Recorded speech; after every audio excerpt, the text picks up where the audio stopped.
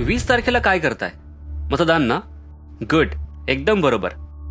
पण मतदान करण्यासाठी उचललेलं बोट ईव्हीएमच्या बटनावर पोहोचेल या दरम्यान आठवा, उद्धव ठाकरेंनी त्या 2.5 वर्षात अवघा महाराष्ट्र कसा घशात घातला. बटन दाबण्यापूर्वी आठवा, पालघरमध्ये जिवंत जाळण्यात आलेले साधू, हिंदू सणांवर आणल्या गेलेली बंदी, metro, bullet train, Atal Setu व पुणे रिंग रोडची बंद झालेली कामं आणि महाराष्ट्र हिताची केलेली प्रतारणा.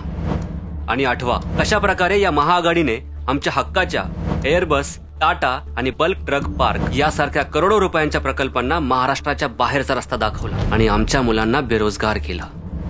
आणि हे सुद्धा आठवा, शेतकऱ्यांना 50,000 रुपये बोनस देण्याचं खोटं आश्वासन, नाग व पिली नदीच्या प्रदूषणमुक्त प्रकल्पांच्या दाबलेल्या फायली. आणि हो, बटन दाबण्याच्या 1 सेकंदापूर्वी थोडा विचार नक्की करा आपल्या महायुती सरकारचा.